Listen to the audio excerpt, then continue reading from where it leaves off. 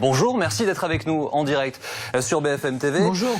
Marine Le Pen, commençons avec l'actualité de ces dernières heures. Emmanuel Macron, aux côtés notamment du président du Conseil italien, aux côtés de la chancelière allemande, signe une tribune, un appel à une grande conférence en ligne d'appel aux dons. Objectif 7,5 milliards d'euros. Ce sera le 4 mai pour financer entre autres la recherche.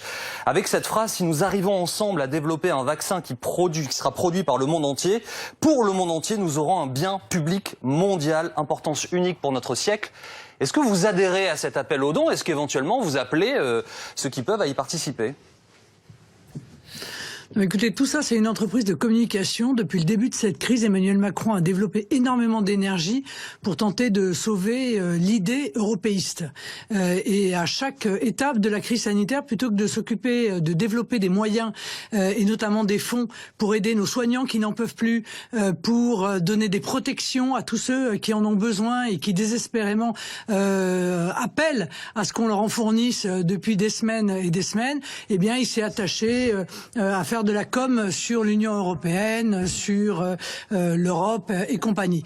Je vous signale d'ailleurs qu'on attend toujours les résultats de Discovery, qui est un crash absolument total, puisque cette grande étude européenne est en fait totalement inerte, elle n'a pas du tout avancé, qu'il n'y a qu'aucun pays, il y a toute une série de pays dans lesquels il n'y a aucun patient. Bon, tout ça, encore une fois, est de la com. Moi, je rentre pas dans la com. Ce que je vois de manière pragmatique, c'est qu'est-ce qui est fait pour assurer la sécurité de nos compatriotes et accessoirement pour permettre de redémarrer l'économie lorsque nous savons qu'il y a des milliers d'entreprises aujourd'hui, de restaurateurs, de commerçants, de TPE et de PME qui sont au bord de l'asphyxie ou déjà asphyxiés, hélas. Alors justement, Marine Le Pen, au regard de ce que vous observez ces derniers jours dans le pays, est-ce que vous considérez que la date du 11 mai pour débuter le déconfinement est toujours crédible à vos yeux ?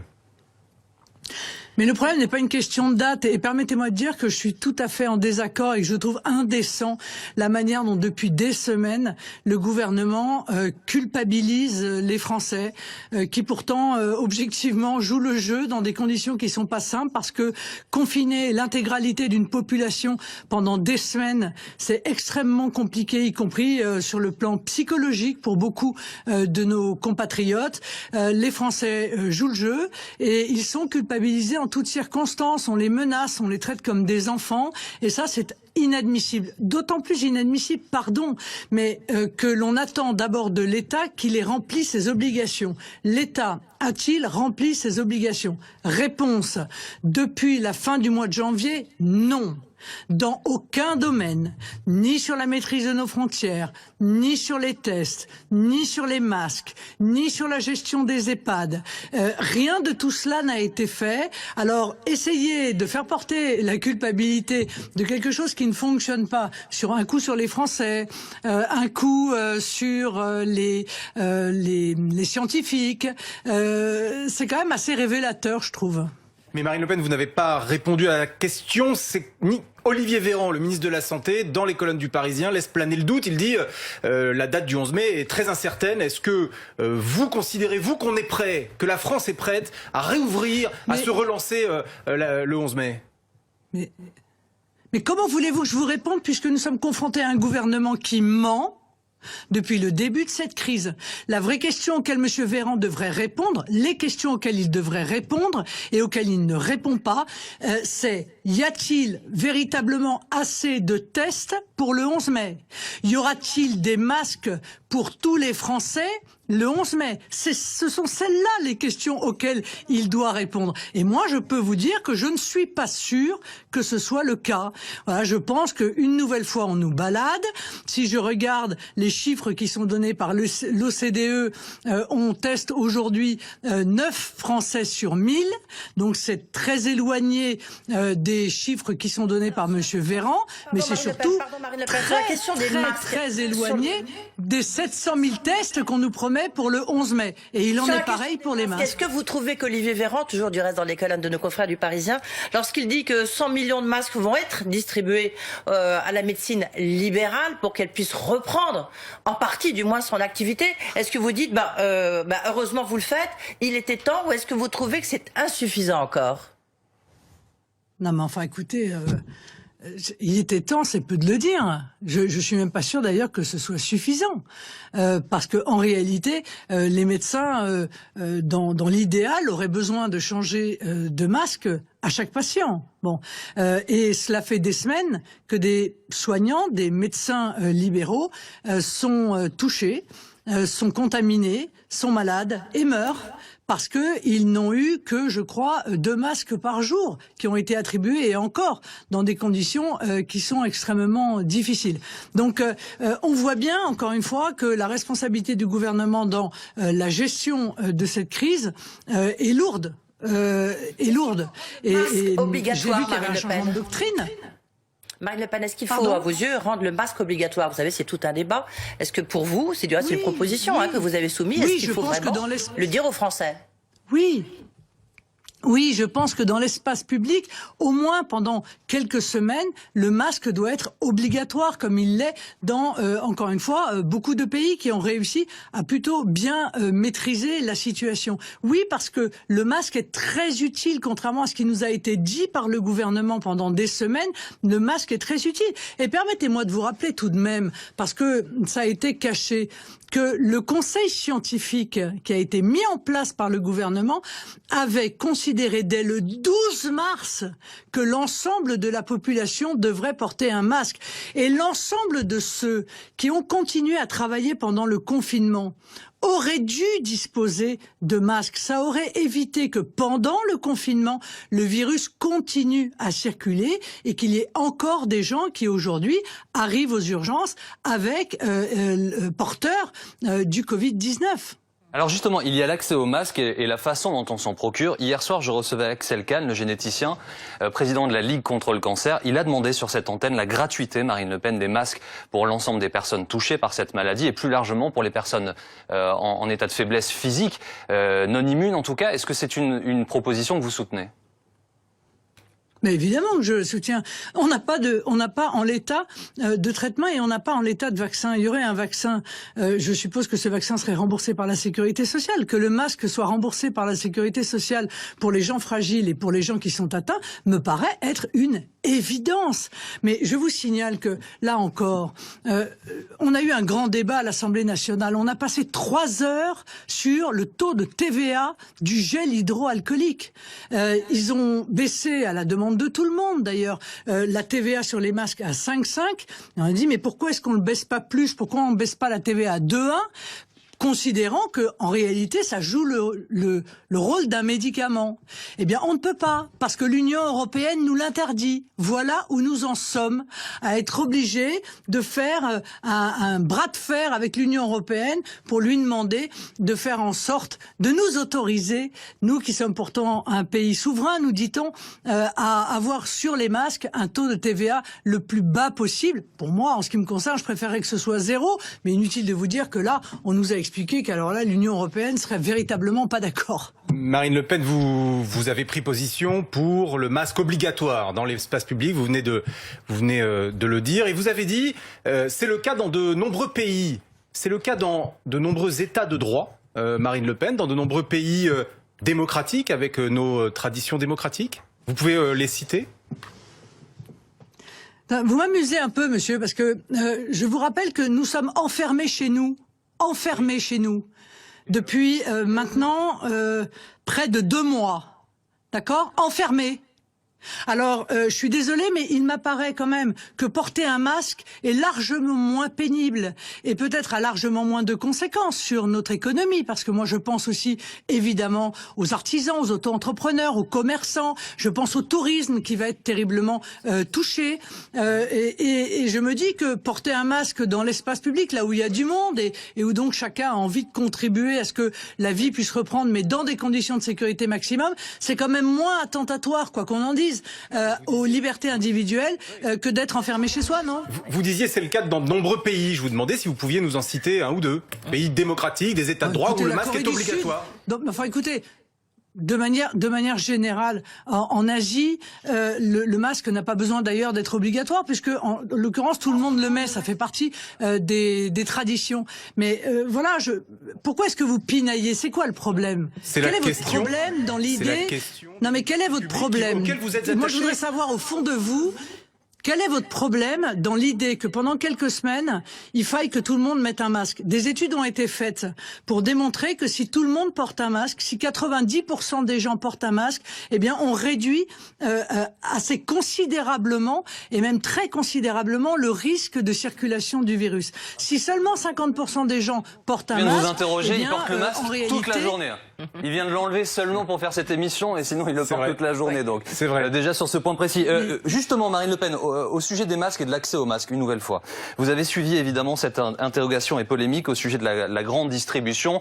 L'ensemble des présidents des ordres médicaux en France ont signé une tribune assez virulente d'ailleurs pour dire nous n'avions pas de masques. Comment la grande distribution peut-elle annoncer des centaines de millions de masques mis à disposition des Français dans leurs rayons à partir des jours prochains? Est-ce que vous croyez à la réponse de la grande distribution qui dit attendez, on n'a rien caché nous, on n'a rien caché, on a juste commandé?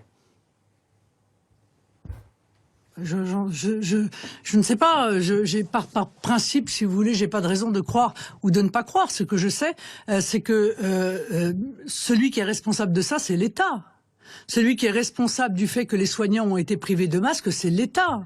C'est l'État qui a géré d'une manière inconséquente, irresponsable, ces commandes de masques, qui n'a pas permis aux soignants, dans les EHPAD, dans les hôpitaux, la médecine de ville, les infirmières, les aides à domicile, de pouvoir avoir des masques. C'est ça ce que je vois. Ce que je vois, c'est que l'État a interdit aux pharmacies de se fournir en masque auprès de leurs fournisseurs. Et ça, c'est incompréhensible. Parce qu'après tout, si vous voulez, beaucoup de personnes ont commandé des masques à côté de l'État. Les départements ont commandé des masques. Les régions ont commandé des masques. Tout ça, ce sont des masques supplémentaires. Et plus il y a de masques sur le territoire national, et mieux c'est pour tout le monde. Mais l'État, lui, qu'est-ce qu'il a fait ? Marine Le Pen, justement, est-ce que vous pensez quelque part que c'est une faillite de l'État, c'est prisonnier de sa bureaucratie, de sa technocratie, qui fait qu'il y a eu des millions de masques qui ont été coincés aux douanes de Roissy pour faire des contrôles qui étaient peut-être nécessaires, en tous les cas des contrôles sanitaires. Est-ce que justement c'est une faillite de l'État sur ce point-là? Mais c'est une faillite de l'État de bout en bout.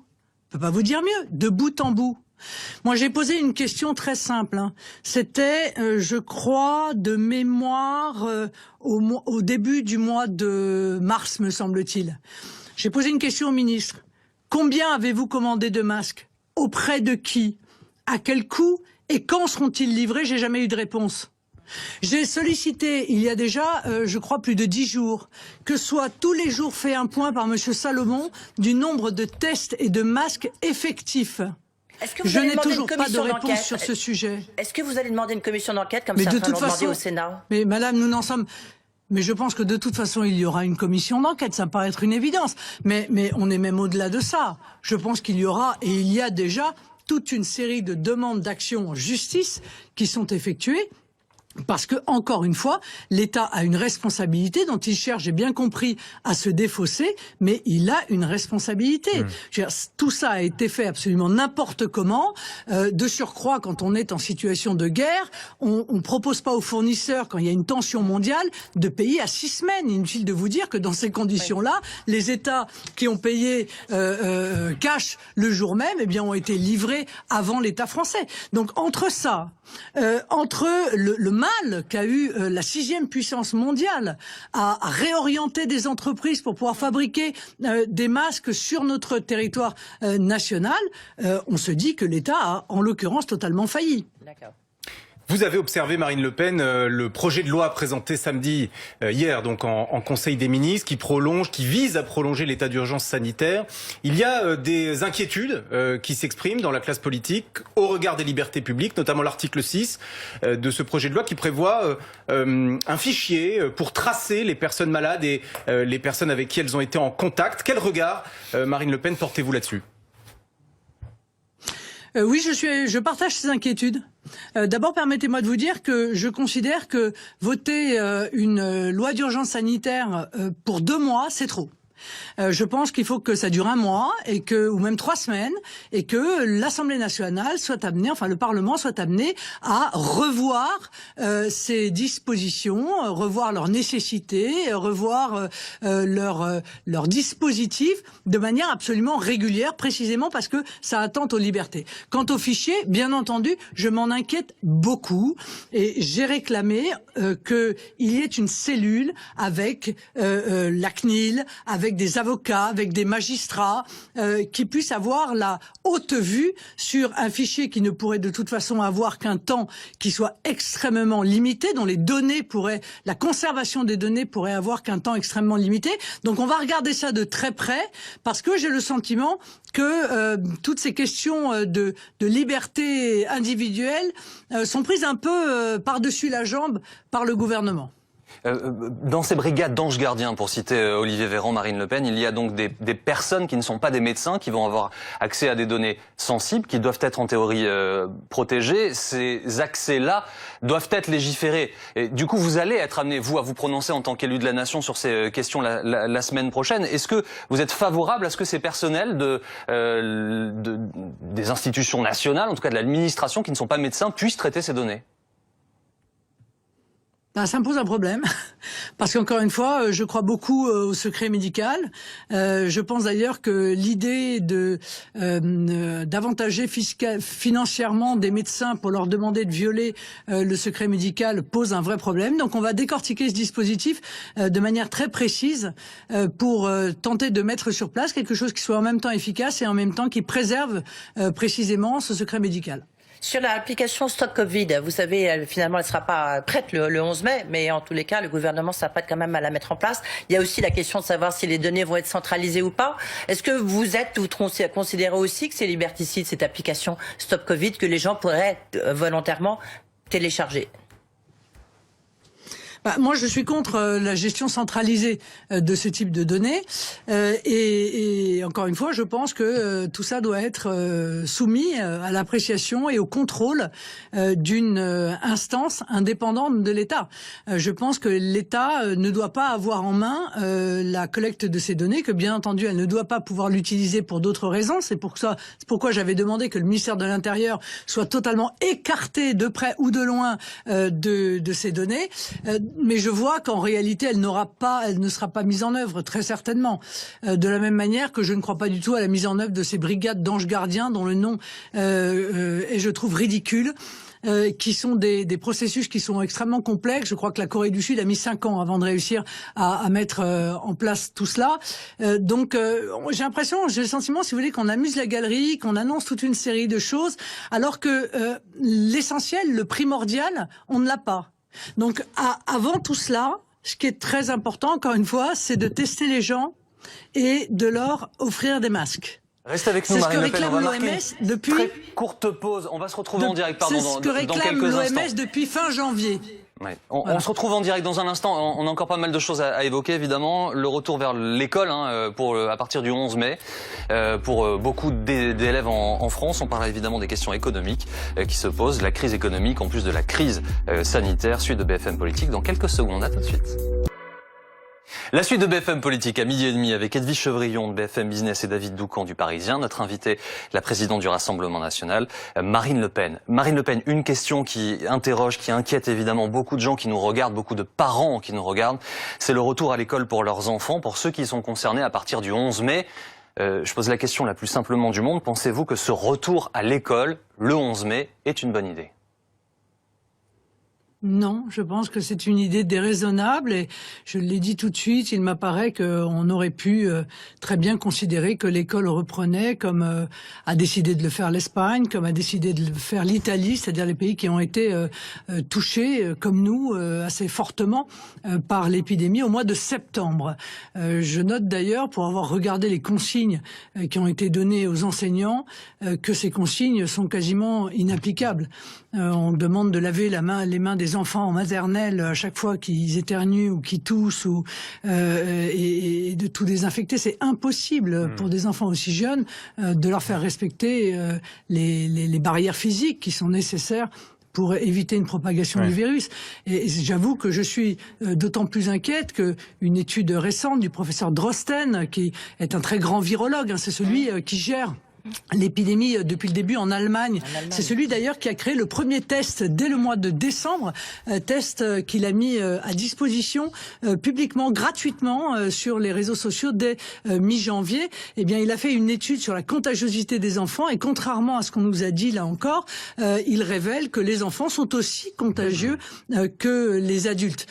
Enfants qui, de surcroît, semblent touchés par une maladie qui semble être semblable à la maladie de Kawasaki. Un certain nombre d'alertes ont été lancées par des services pédiatriques de certains pays et notamment du nôtre. Donc toutes ces raisons-là font qu'avec les enfants peut-être particulièrement, le principe de responsabilité, le principe de précaution nécessite de ne prendre aucun risque et il m'apparaît que cette reprise en premier quasiment de l'école pour les petits est risquée. Et on se rend compte que cette reprise du 11 mai ne sera pas une rentrée scolaire. On voit bien que ce qui se profile, c'est peut-être le retour de 10% des enfants à l'école, en tout cas dans les départements rouges, ceux où le virus circule toujours beaucoup et où les services hospitaliers sont toujours très sollicités. Et donc, se mettent en place, là, les mairies mettent en place des procédures pour limiter le nombre d'enfants qui vont pouvoir reprendre l'école à partir du 11 mai. La mairie de Paris, par exemple, propose que ce soit fait notamment sur critères sociaux, sur les revenus, la situation sociale des parents. Que pensez-vous de cette idée ? Non, mais j'y suis en l'occurrence opposé. Ça veut dire que les enfants de gens modestes pourraient prendre plus de risques que les autres. Je suis désolé, mais je suis en désaccord sur ce sujet avec Madame Hidalgo. Mais puisque vous avez parlé des mères, permettez-moi d'avoir une petite pensée pour eux quand même, parce que on leur a envoyé le bébé avec l'eau du bain. On leur a dit de se débrouiller. Pour beaucoup, ils ne savent même plus comment mettre en œuvre ces mesures pour réouvrir les écoles dans des conditions qui soient un minimum sécurisées pour les enfants. Et j'ai déposé d'ailleurs fait une proposition de loi pour éviter qu'ils puissent être poursuivis demain en responsabilité et que leur responsabilité pénale notamment puisse être engagée. C'est l'État qui a pris cette décision. Si je puis me permettre, c'est à l'État d'en assumer les responsabilités. Vous faites en cela écho à une annonce du groupe du Sénat des Républicains qui va saisir le Conseil constitutionnel sur la responsabilité des élus. Que vous disent d'ailleurs les élus Rassemblement nationaux, les élus locaux? On va rappeler, Marine Le Pen, pour les gens qui nous regardent, que les élus locaux, les maires gèrent la crèche, la maternelle, le primaire, que le département gère le collège et que le lycée est géré par la région, pour que les choses soient claires. Que vous disent vos élus locaux sur ce retour à l'école le 11 mai? Ils y sont très opposés et je vous signale d'ailleurs que de mémoire, que ce soit chez Julien Sanchez à Beaucaire ou que ce soit chez Steve Briouat à Hénin-Beaumont, ils ont lancé une grande consultation de la population sur la réouverture des écoles le 11 mai et contrairement aux sondages nationaux qui sont donnés, ça n'est pas 50 ou 60% des gens qui sont opposés à la reprise de l'école, c'est 95% des gens qui y sont opposés. Donc je pense que les Français, une fois de plus, font preuve de bon sens. Alors, justement, puisque vous parlez de ces chiffres, hier, il y avait sur ce plateau le maire Les Républicains de Clamart qui a conduit une étude pour savoir, en gros, combien d'élèves il aura géré dans les écoles primaires de sa ville. Il a été surpris de constater que 60% des parents, Marine Le Pen, souhaitent remettre leur enfant à l'école à partir du 11 mai. Mais dites-moi, monsieur, ont-ils le choix? Ont-ils le choix puisque de toute façon l'État a indiqué par la voix de Madame Pénicaud que les parents ne pourraient plus accéder aux dispositifs visant à leur assurer leur salaire, au moins en partie, à partir du moment où les écoles seraient réouvertes. Mais je vous rappelle que ces écoles sont réouvertes contre l'avis du Conseil scientifique, là encore. Le Conseil scientifique a indiqué très clairement qu'il était opposé à la réouverture des écoles et qu'il conseillait la réouverture des écoles le 1er septembre. Donc c'est quand même assez terrible ce chantage que l'on fait aux parents en disant de toute façon si vous voulez continuer à toucher un salaire, eh bien vous serez obligé de remettre vos enfants à l'école. C'est pas digne de notre pays, je le crois. Alors, Olivier Véran, le ministre de la Santé, répond à cette question sur le conseil scientifique. Ce matin, il explique que le conseil scientifique était opposé à une réouverture des écoles comme avant, mais pas avec des systèmes sanitaires plus durs. Reste que la question que j'ai envie de vous poser, Marine Le Pen, c'est lorsque le président de la République dit qu'il faut rouvrir les écoles à partir du 11 mai, il évoque une raison. Il dit c'est parce que beaucoup d'enfants sont en train de décrocher. C'est pour faire face au décrochage scolaire de certains. Le croyez-vous, Marine Le Pen, sincère Emmanuel Macron, lorsqu'il évoque cette raison? Est-ce que c'est une réalité? Je ne crois pas. Je ne crois pas, car il y a tout à fait les moyens, enfin je l'espère encore une fois pour la 6e puissance mondiale, de détecter très précisément les élèves qui ont décroché, c'est-à-dire avec lesquels les enseignants n'ont plus de contact ou qui n'ont pas accès à des moyens numériques pour pouvoir s'en occuper au cas par cas et éviter ce décrochage. Mais le décrochage en maternelle, très honnêtement, je suis pas tout à fait sûr. Pardon, en crèche et en maternelle, je suis pas tout à fait sûr que ce soit véritablement une préoccupation absolument majeure. On parle ici de 1 mois de scolarisation. Quelle est pour vous la vraie raison alors ? Probablement que poussé peut-être sous pression d'un certain nombre de grands organismes patronaux, le président de la République veut à tout prix que les Français retournent travailler et que pour retourner travailler, eh bien il faut que les enfants qui ne sont pas capables de se gérer tout seuls puissent être pris en charge. Et c'est probablement d'ailleurs la raison pour laquelle ce sont les crèches, les maternelles et les primaires qui rentrent en premier, les collégiens plus tard et les lycéens, eux, rentreront au mois de septembre. Je voudrais dire à ceux qui nous écoutent que dans tous les pays, les écoles, c'est la dernière chose qu'on réouvre. En Autriche, par exemple, qui a très bien géré, il faut bien dire, la crise sanitaire, qui a beaucoup moins de morts et de malades que nous, eh bien, ils ont déconfiné et ils ont indiqué que l'école reprendrait 1 mois après la fin du confinement, précisément pour voir comment les choses évoluaient. Qu'au Japon, ils ont réouvert les écoles, eh bien, ils les ont refermées. Ils ont été obligés de les refermer. Donc, encore une fois, avec les éléments qui sont à ma disposition et qui sont obligatoirement moindres que ceux qui sont à la disposition de l'État, même s'il n'en a pas fait grand-chose des informations qui lui avaient été transmises depuis le début de cette crise, eh bien, je pense qu'encore une fois, il est déraisonnable de réouvrir les écoles le 11 mai. Marine Le Pen, il y a les écoles et puis évidemment après normalement il y a la question logique des vacances. Vous avez dit que l'urgence sanitaire qui était prorogée jusqu'au 24 juillet, c'était beaucoup trop long, qu'il fallait plutôt le réaménager période par période. Là, Christophe Castaner et Olivier Véran viennent de dire qu'il n'était pas sérieux d'envisager de prendre des billets d'avion. Bref, de prendre des vacances, que pour l'instant tout était incertain. Est-ce que vous comprenez encore une fois cette position ? Je comprends pas parce que moi je pense encore une fois aussi à l'économie et à la cohorte de chômeurs que risque de créer cette situation. Je comprends bien qu'il n'est pas raisonnable de prendre un billet d'avion pour aller à l'étranger, évidemment. Mais il me semble que justement cet été, l'organisation, peut-être même au travers de chèques vacances à dépenser précisément en France, dans nos départements, dans nos territoires, que la mise en œuvre de ce tourisme national repartait en quelque sorte à la découverte de notre pays, pourrait être un moyen d'atténuer un peu les conséquences économiques de cette crise pour évidemment non seulement les secteurs du tourisme, mais pour les restaurants et tout le reste. Mais vous dites aux Français, partez en vacances, allez sur les plages, c'est ça votre message ? Mais madame, moi ce que je comprends pas, d'abord ne résumez pas mon message ainsi, je vous dis qu'il faut que le Parlement vérifie encore une fois de manière périodique la manière dont ça se déroule, mais nous parlons du mois de juillet. Et vous nous dites, on pourra pas aller sur une plage au mois de juillet ou au mois d'août, mais en revanche on peut aller dans le métro le 11 mai. Bon, là, je suis désolée, mais moi, je considère qu'il y a une incohérence. Encore une fois, il y a des départements qui sont verts, par exemple. Je vous donne un exemple, et pourtant, je suis plutôt raide sur les mesures qui doivent être prises en période sanitaire.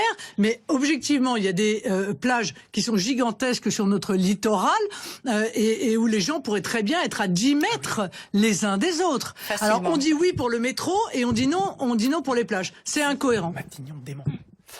Marine Le Pen, à l'instant, Christophe Castaner explique que s'il n'est pas possible de tenir le second tour des élections municipales au mois de juin, il faudra sans doute prendre un texte législatif de façon à réorganiser, c'est une piste, 2 tours, donc pas seulement le second tour, mais le premier et le second tour. Le mois de septembre est une piste également.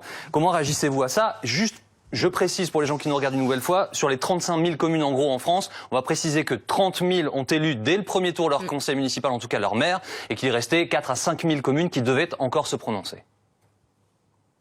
Oui, il est acquis depuis de nombreuses semaines que si les élections n'ont pas lieu en juin, et je pense qu'elles n'auront pas lieu en juin, pour une raison simple, c'est que le gouvernement français est absolument incapable de pouvoir mettre à disposition un masque par électeur pour éviter les risques du premier tour des élections municipales de mars. Eh bien, les 2 tours se rejoueront. Je trouve que c'est naturel. Quand il y a une trop grande distance entre le premier et le second tour, ce qui serait le cas si les élections avaient lieu en septembre ou en octobre, alors il y a un vrai problème de logique et de sincérité du scrutin.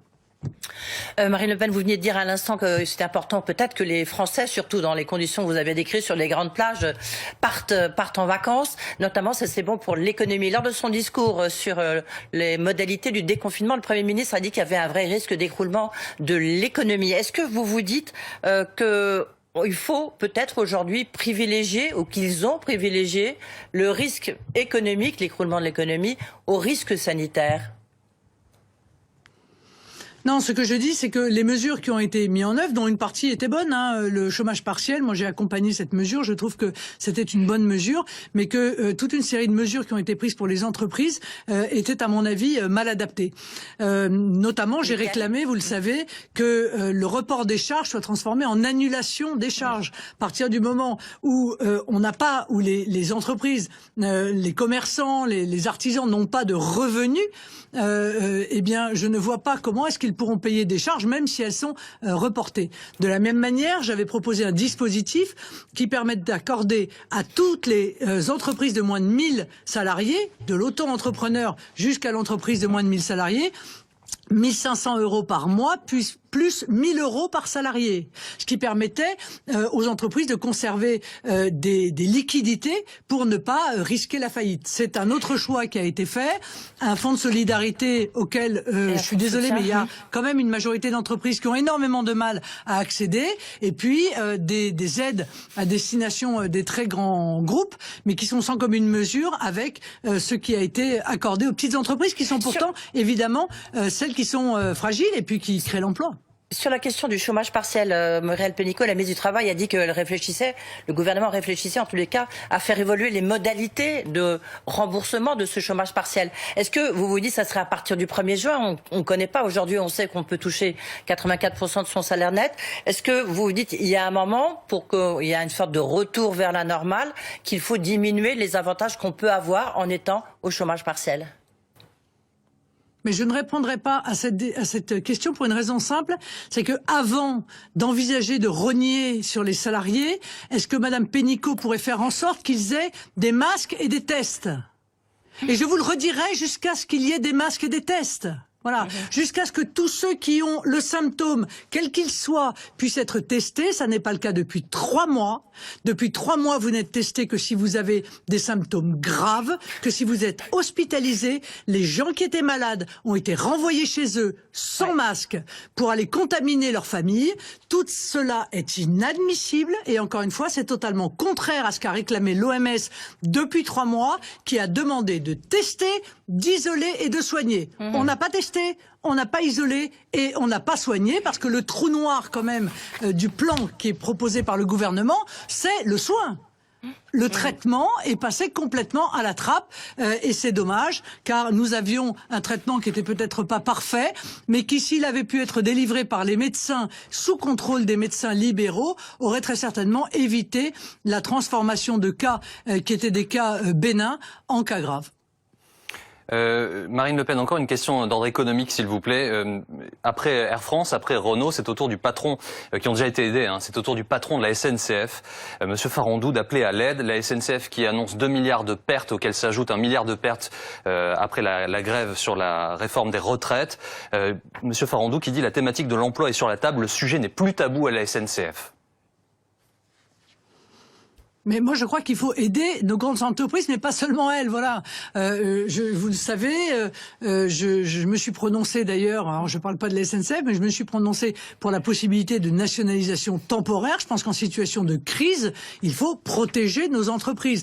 Il faut les protéger quand elles sont fragilisées. Il faut les protéger, peut-être d'ailleurs, de raids étrangers, qui feraient passer des grandes entreprises stratégiques entre les mains de capitaux étrangers. Nous devons faire tout ce qui est en notre capacité pour pouvoir protéger, encore une fois, des secteurs qui sont stratégiques, des secteurs qui sont essentiels. Et je n'ai pas une vision idéologique sur ce sujet. J'ai une vision qui est totalement pragmatique. On peut faire des avances en capital, on peut faire des prêts à long terme. Il y a beaucoup de choses que nous faisons déjà, enfin que le gouvernement fait déjà de manière entre guillemets traditionnelle et qui évidemment se justifie d'autant plus dans une crise comme celle-là. Mais ce que j'aimerais aussi, si vous voulez, c'est réclamer de la Banque centrale européenne que la création monétaire qu'elle a mise sur la table n'aille pas seulement aux très grands groupes ou seulement aux banques, qu'elle aille aussi dans l'économie réelle et notamment dans les TPE et PME. Je parle d'elle parce que tout le monde parle des grands groupes, si vous voulez, mais très peu parlent des petites entreprises. Vous êtes candidat à l'élection présidentielle. Supposez que vous remportiez cette élection, Marine Le Pen, justement, qu'est-ce que vous feriez, une question comme ça, par rapport à cette montagne de dettes qu'il faudra bien absorber d'une manière ou d'une autre? Ça peut être 100, 200, 300, 400 milliards. Quelle sera votre position? Qu'est-ce que vous allez décider? Annulation ou pas? Alors... non. Moi, je pense que un pays doit respecter le remboursement de ses dettes, même si, encore une fois, on pourra en discuter longuement. Mais en réalité, vous savez bien qu'on ne rembourse pas les dettes, on ne rembourse que les intérêts. Mais je crois surtout que plus globalement, ce qu'il faut, c'est produire à nouveau de la richesse nationale. C'est-à-dire que moi, je serais assez pour un grand emprunt de reconstruction nationale où nous nous tournerions vers les Français en leur livrant un taux d'intérêt qui serait à 2%, c'est-à-dire 4 fois le taux d'intérêt qui est actuellement délivré par le livret A, mais avec des conditions extrêmement précises fixées par la loi pour venir au soutien et développer évidemment des entreprises nationales, des entreprises françaises pour relocaliser, pour réindustrialiser notre pays. On a bien vu que un des problèmes majeurs que nous avons été obligés de gérer est évidemment notre dépendance absolument inouïe, y compris sur des secteurs essentiels comme la santé, comme les médicaments, notre dépendance à des pays qui sont des pays étrangers. Et dans ce domaine, il va falloir faire un bras de fer avec l'Union européenne. Je vous ai retrouvé parce que quand même, ça vaut le coup, une déclaration de Monsieur Borrell. Vous savez, Monsieur Joseph Borrell, c'est l'ancien président du Parlement européen. Il est actuellement haut représentant de l'Union européenne. Alors il fait une interview d'ailleurs dans un journal du dimanche pour dire il faut réduire notre dépendance dans les domaines sensibles. Il n'est pas normal que l'Europe ne fabrique pas un seul gramme de paracétamol. Alors jusque-là, on se dit ils ont enfin compris leur erreur. Eh bien non, il continue en disant il faut travailler sur nos chaînes de valeur et les rapatrier dans notre voisinage, dans les Balkans, au Maghreb ou en Afrique subsaharienne. Ils n'ont rien compris. Voilà, ils n'ont rien compris et par conséquent, il faut pas avoir confiance en eux pour être capable de constituer une France d'après puissante, puisque leur idéologie ultralibérale, leur idéologie mondialiste, leur idéologie sans frontiériste sera toujours leur ligne de conduite. Marine Le Pen, on se souvient qu'en 2016, vous vous étiez réjoui, vous vous étiez félicité de l'élection de Donald Trump, président des États-Unis d'Amérique. Aujourd'hui, dans cette crise, je vous entends très dur vis-à-vis du gouvernement français. Quel regard portez-vous sur la gestion par Donald Trump de la pandémie qui frappe les États-Unis très durement ? Écoutez, je pense que Donald Trump, encore une fois, a commis un certain nombre d'erreurs lourdes. Mais exactement comme le gouvernement français. Je pense qu'il a cru et mis en place au début cette idée folle de l'immunisation collective. Mais ça a été le cas aussi du gouvernement français. Début mars, le gouvernement français nous explique, par la voix de M. Véran, par la voix de Mme Sibeth Ndiaye, que lorsqu'on arrivera au stade 3 de l'épidémie, et où le virus circulera partout, eh bien ce sera plus la peine de confiner personne, ce sera plus la peine d'envisager de fermer des écoles. Donc Donald Trump, il a été dans cet état d'esprit-là. Il n'y a qu'une différence, c'est que les États-Unis sont un pays fédéral. Et en réalité, Donald Trump peut donner des grandes directions, mais la maîtrise de l'épidémie sur le plan pragmatique de l'organisation dépend en réalité de chaque gouverneur, de chaque État américain, un peu comme en Italie. Hein. Vous avez vu qu'en Italie, il y a eu des grosses différences entre les régions. Il y a eu des grosses différences de choix entre les régions. Certaines régions s'en sont sorties mieux que d'autres. Les responsables gouvernementaux français sont tout de même pas allés jusqu'à évoquer l'éventualité d'utiliser du détergent, de s'injecter du détergent, comme l'a dit Donald Trump, pour combattre le virus. Non, c'est vrai. Est-ce que vous considérez qu'il représente aujourd'hui un danger pour la planète ? On a eu pas mal de stupidités énoncées par des ministres. On a eu un grand nombre de fake news énoncées par des ministres, mais on n'a pas eu celle-là. Je vous l'accorde. Mais moi, je suis française. Je suis pas américaine. Par conséquent, et je suis française, et non seulement je suis française, mais je suis la chef de l'opposition. Donc mon rôle, encore une fois, c'est comme députée de contrôler l'action du gouvernement. Est-ce que c'est pas un titre, pardon, mais est-ce que là, c'est pas un titre autoproclamé, chef de l'opposition? Il y en a d'autres qui pourraient se dire, je suis pas complètement d'accord avec cette appellation-là. Monsieur, il suffit d'aller regarder les élections qui se sont déroulées depuis l'élection d'Emmanuel Macron, me semble-t-il. Hein. Et vous verrez que, oui, le Rassemblement national est le premier parti d'opposition. Pas aux élections législatives, par exemple. Le premier groupe d'opposition, ce sont les Républicains. J'ai l'impression que ça vous pose un problème, mais ça n'a pas l'air d'en poser à ceux qui votent pour lui, en tout cas. Marine Le Pen. Je ne vous ai pas entendu, pardon. Non, vous dites, nous sommes le premier parti d'opposition. Je dis... pas à l'Assemblée nationale. Le premier groupe d'opposition, ce sont les Républicains. Ah, oui, monsieur, mais nemo auditur propriam turpitudinem allegans. Nul ne peut se prévaloir de sa propre turpitude. Si le mode de scrutin en français permet au premier parti d'opposition de n'avoir que 6 députés sur 577, ça n'est pas un révélateur de la confiance qui est faite au Rassemblement national par des millions de Français. Ça n'est que le révélateur d'une démocratie qui est pour le moins imparfaite et qui d'ailleurs pose un gros problème, qui est la fracture de confiance qui existe aujourd'hui entre le monde politique et l'immense majorité des Français. Marine Le Pen, à l'instant, du fait de cette absence de représentativité. À l'instant, Christophe Castaner dit, je le cite, Marine Le Pen fait de la crise sanitaire un argument commercial pour sa campagne parce qu'elle est déjà candidate à l'élection de 2022. Oui, enfin, j'étais candidate avant la crise sanitaire. Monsieur Castaner n'est pas une stupidité près. Encore une fois, je joue exactement le rôle qui m'est dévolu par les Français. Je les informe, je leur dis ce qu'il aurait fallu faire. J'ai réclamé au gouvernement toute une série de mesures qui n'ont pas été mises en œuvre et dont je pense et je persiste à penser qu'elles auraient très certainement limité la circulation du virus dans notre pays et très certainement protégé notre système de santé des décisions iniques qui ont été celles de M. Castaner et de ses amis, quand M. Castaner était encore un responsable socialiste, hein, et qu'ils ont mis l'hôpital public à l'os en le soumettant à une cure d'austérité absolument terrifiante. Merci Marine Le Pen.